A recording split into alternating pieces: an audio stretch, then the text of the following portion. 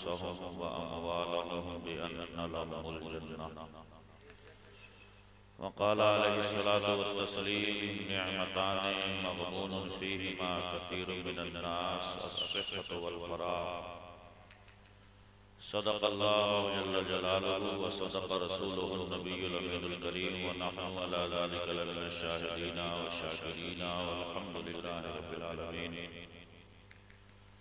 Rabbi इश्रह ली सदरी व यस्सिर ली अमरी वहलुल उक़दतम मिन लिसानी यफ़क़हू क़ौली। रब्बि यस्सिर व ला तुअस्सिर व तम्मिम बिल खैर। गौसे आज़म बमने जसर व सामा मदद क़िबला दी मदद काबा ईमा मदद मगिरदाब बला उस्ताद कश्ती मदद कुन या मुईनुद्दीन चिश्ती क़ादरी यमनार या गौसे आज़म ज़नम दमज़ शेख अहमद रज़ा ख़ान क़ुत्ब आलम ज़नम। इंतहाई अदब व एहतराम मोहब्बत व खुलूस के साथ आक़ाए जहां ख़ातिमे पैगम्बरां अलैहि तहियत व सना की बारगाह में हदिया दुरूद पेश करने। अल्लाहुम्मा सल्लि अला सय्यदिना व शफ़ीना मौलाना मुहम्मद मुबारक वसल्लम सलातन व सलामन अलैका या रसूलल्लाह सल्लल्लाहु तआला अलैहि व आलिहि वसल्लम।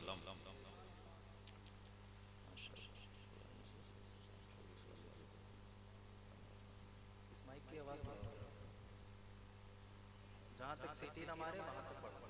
इको कम कर दीजिए थोड़ा। बहुत खूबसूरत कुरान और हदीस पर मुश्तमिल बातें, शोराए अहले सुन्नत की ज़ुबानी खूबसूरत नातें आपने समाअत की। नज़्म व नस्र के ज़रिए जो भी पैगामात आप तक पहुँचाए गए, रब ताला की बारगाह में दुआ गो हूँ कि मौला ताला हम सबको उस पे अमल की तौफीक अता फरमाए। आमीन।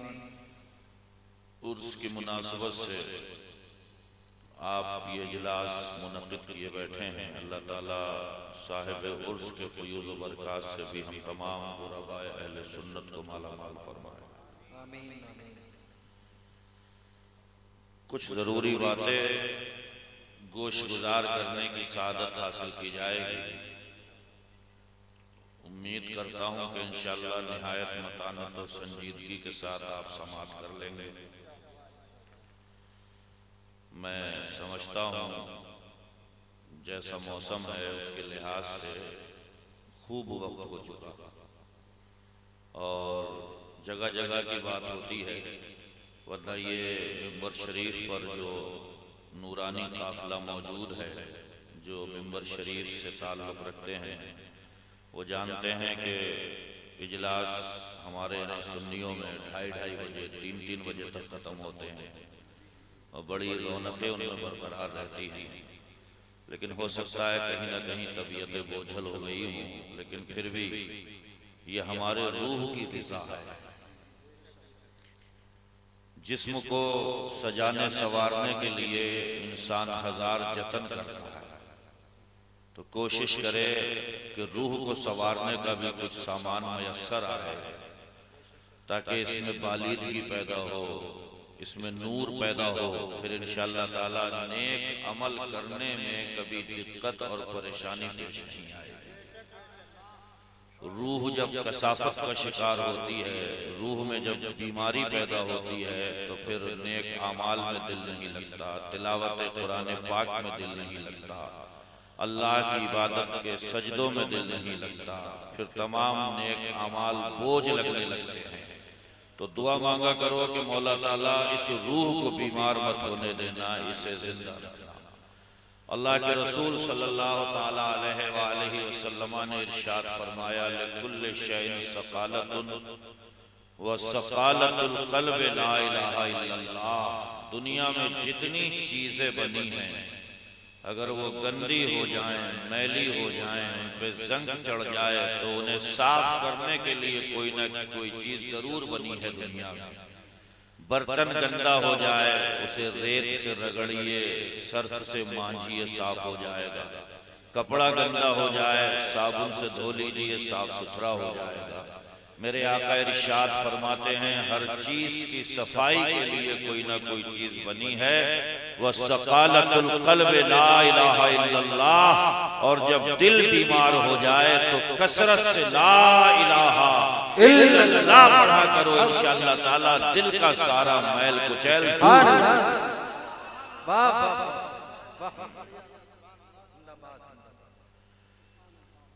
हुजूर इरशाद फरमाते हैं गाफिल लोगों के बीच में अल्लाह को याद करने वाला शख्स ऐसा होता है जैसे किसी जंगल में आग लग गई, सब कुछ जल करके भस्म हो गया, मगर उसी जंगल में एक दरख्त है जो सरसब्ज़ व शादाब है, हरा भरा है, लहलहा रहा है। मेरे आका इरशाद फरमाते हैं जब लोगों पे गफलत तारी हो जाए, गफलत के शिकार हो जाएं लोग, ऐसे गाफिल लोगों के बीच में अल्लाह को याद करने वाला उसी हरे भरे दरख्त की तरह होता है। सुभान अल्लाह। अब आज के इस दौरे फिर फुतन में किसे खुदा याद आ रहा है? खास तौर पे खुशियों के मौके पे तो खुदा याद ही नहीं आता। धमाल है, तमाशे हैं, धम्मड़ धम्मड़ है, अपनी खुशियों के तराने हैं, दुनिया भूल चुकी है। मगर याद रखिएगा बड़े बड़े धुरंधर को, बड़े बड़े धांगड़ को, बड़े बड़े बलवान को, बड़े बड़े पहलवान को, बड़े बड़े शहदोर को आखिरी वक्त में जो याद आता है वो अल्लाह रब्बुल इज्जत ही है। हमने देखा कि जेबों का भारीपन इंसान को बिगाड़ देता है, जेबों में मौजूद कई कई कार्ड इंसान का दिमाग खराब कर देते हैं, जरा सी बात, जरा सी पहुंच इंसान का दिमाग खराब कर देती है।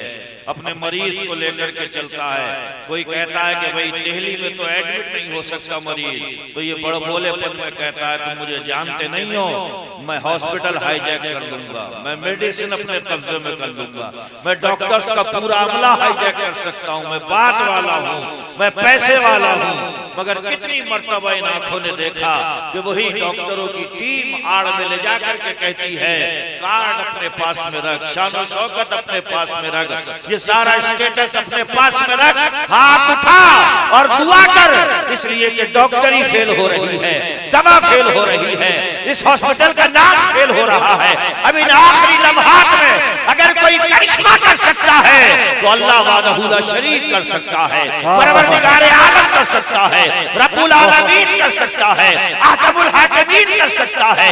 तब बंदे के दिमाग में आती है पैसा बेकार है, कार्ड बेकार है, स्टेटस बेकार है, इमेज बेकार है, सब कुछ करने पर अगर कोई कादिर है तो वो अल्लाह रब्बुल इज्जत है जो अंधेरों में उजाला कर देता है, समंदरों के अंदर सुभान अल्लाह साहिब पैदा करता है। नारे तकबीर, नारे रिसालत, नारे गौसियत और से मुकद्दस उलमाए अहले सुन्नत जिंदाबाद। बहुत अच्छा। इमाम जाफर सादिक की गुफ्तगू एक दहरिये से होने लगी। दहरिया जानते हो जो खुदा को नहीं मानता, बोला मैं नहीं मानता खुदा को। इमाम जाफर सादिक ने कहा तू काम क्या करता है?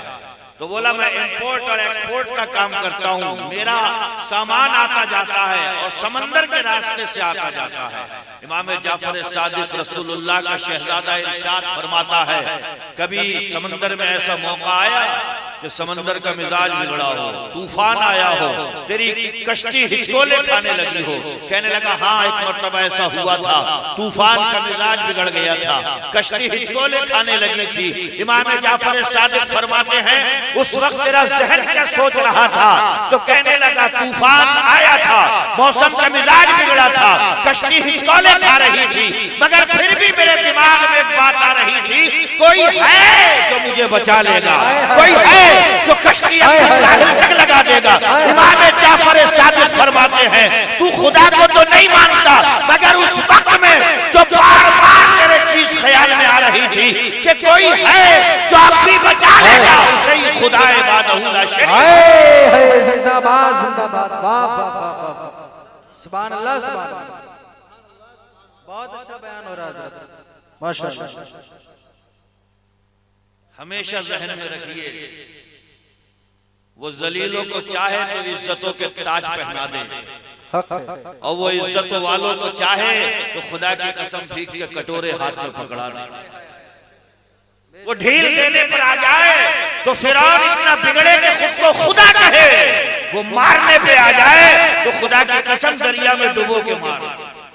वो ढील देने पर आ जाए तो नमरूद का मिजाज इतना खराब हो कि आना रब्बुकुमुल आला कि मैं सबसे बड़ा खुदा हूँ, ये नारा नमरूद लगाता है और वो मारने पे आता है तो लंगड़ा मच्छर नाक में घुसा के मारता है।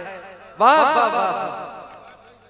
इसलिए जहन में हमेशा ये रखिए, इज्जत वही देता है, ताज वही देता है, शौकत वही देता है, सतरत वही देता है, इज्जत वही देता है, कमाल वही देता है, जूदो नवाल वही देता है। हमारा एक रब है, वो खालिक भी है, मालिक भी है, सारे जहानों को पालने वाला भी है और खुदा की कसम वही पैदा करने वाला है, वही मारने भी वाला है।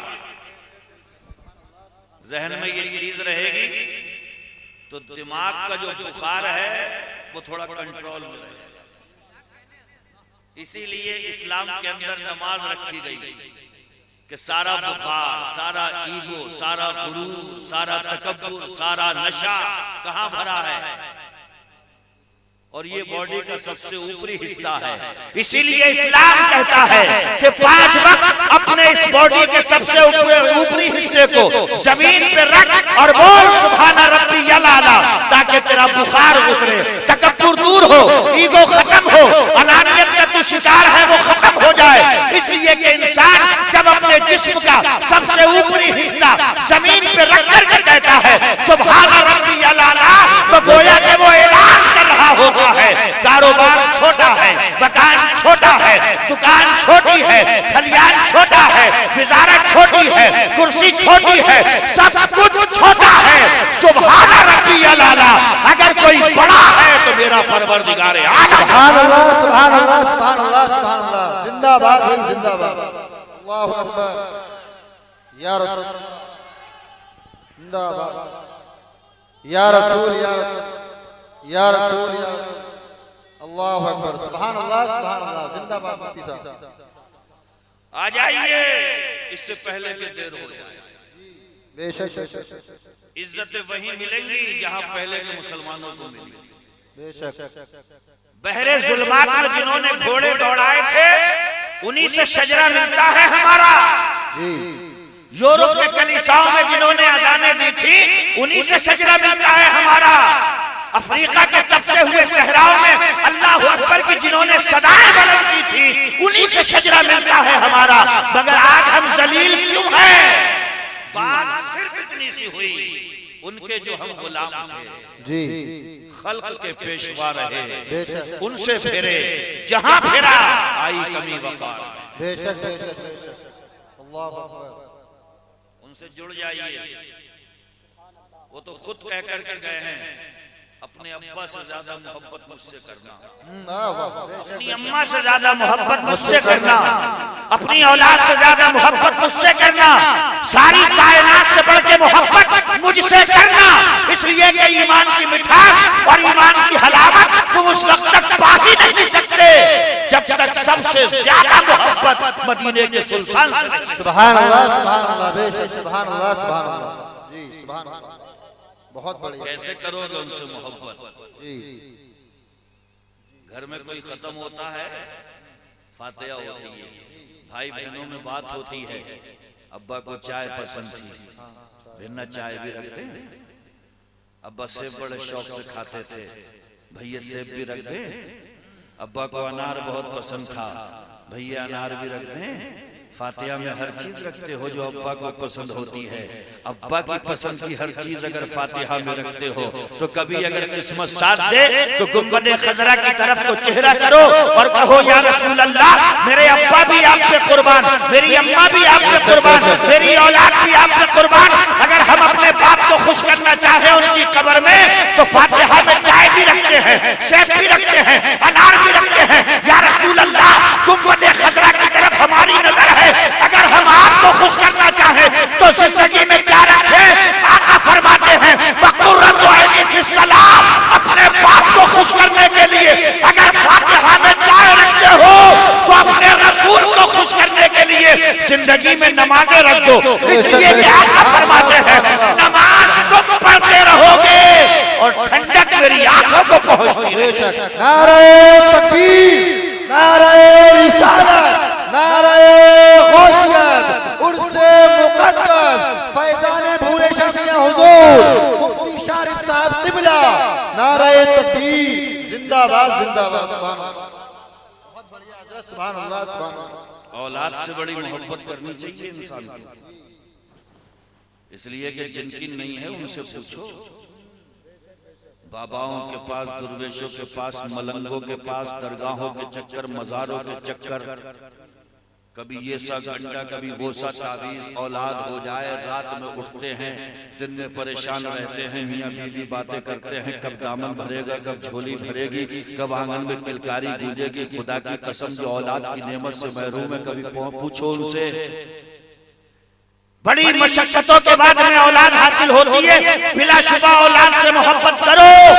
मेरे आका ने तो इतनी मोहब्बत करी अपनी औलाद से कि जिद कर गए तो कांधों पे बिठा दिया, जिद कर गए तो हिरनी का बच्चा मंगा दिया, लगाम की जिद कर गए तो जुल्फे पकड़ा करके खुदा की कसम साबित किया कि ये मेरे नवासे हैं, मेरे बेटे हैं, मेरी बेटी के बेटे हैं। खुदा की कसम इतनी मोहब्बत कि जुम्मे का दिन है, खुतबा पढ़ रहे हैं, औलाद सामने गिर गई, खुतबा छोड़ के नबी ने उठा लिया। इतनी मोहब्बत। मगर वही मक्की मदनी सरकार फरमाते हैं बच्चा 7 साल का हो तो इसके कानों में ये आवाज तुम्हारी होना चाहिए, नमाज पढ़। जी बेशक बेशक जी, बहुत बढ़िया। नमाज पढ़, नमाज पढ़। और आपका फरमाते हैं 10 साल का होने के बाद भी अगर ना पढ़े तो मार मार के नमाज पढ़ो। जी बेशक बेशक। 10 साल की उम्र में अगर तुमने मार के नमाज ना पढ़वाई तो ये 25 का होगा, तुम 70 के होगे। ये इतना मारेगा कि कोई तावीज़ असर नहीं। बेशक बेशक, हकीकत बात है। जी इसलिए कि 10 साल में मार मार के जब आप नमाजी बना दोगे तो अगर आप बुढ़ापे में भी पहुंच गए, दिमागी तवाज़ुन भी अगर खराब हुआ, बुढ़ापे में अक्सर दिमाग खराब रहता है, बात समझ में नहीं आती। अब ये बच्चा नहीं कहेगा किसी मौलाना से हजरत आप तकरीर में कहते हो अब्बा अम्मा की इज्जत करो, अब्बा अम्मा से मोहब्बत करो, मगर ऐसे अब्बा से क्या मोहब्बत करें। हम कह रहे हैं अब्बा बैठ जाओ तो अब्बा खड़े हो जा रहे हैं, हम कह रहे हैं अब्बा पानी पी लो तो अब्बा गिलास फेंक दे रहे हैं। ये शिकायत नहीं करेगा बल्कि कुरान की आयत पढ़ेगा। इसलिए कि अल्लाह कुरान में फरमाता है वक़ुर रब्बिरहमहुमा कमा रब्बयानी सगीरा। अगर बाप का दिमाग भी चल जाए, दिमागी तवाज़ुन भी बिगड़ जाए तो शिकवे मत करना, शिकायतें मत करना, हाथ उठा करके दुआ करना, ए परवरदिगार मेरे माँ बाप पे रहम फरमा। इसलिए कि जब मैं छोटा था तो इन दोनों ने मुझ पर रहम फरमाया था। बेशक बड़ी शफ़क़तें की थी, बड़ी मोहब्बतें की थी, बड़ी इनायतें इनकी मेरे साथ में है। इसलिए मेरे भाई अपनी औलाद से नमाज पढ़वाओ ताकि जब कल बुढ़ापे में जाओ तो ये समझे कि माँ बाप कौन होते हैं, ये समझे कि बाप जन्नत के गेट का बीच का हिस्सा है, माँ के कदमों में जन्नत का बसेरा है। खुदा की कसम औलाद जब ऐसी तरबियत में परवान चढ़ेगी तो माँ बाप को सताने वाली नहीं, दिल से लगाने वाली। बेशक बेशक, सुभान अल्लाह सुभान अल्लाह, जिंदाबाद जी, बहुत बढ़िया। मगर घर के बड़ों का ही सिस्टम खराब है तो बच्चे कहाँ से? हकीकत बात है जी, हकीकत बात है। हाँ भाई, मैंने तो ये देखा है अम्मा मुसल्ला बिछा दे तो बच्चे मुसल्ले पे खेलना शुरू कर देते हैं, जी मचलना शुरू कर देते हैं, बिलकना शुरू कर देते हैं। अम्मा की तरह कभी रुकू की नकल करते हैं, कभी सजदे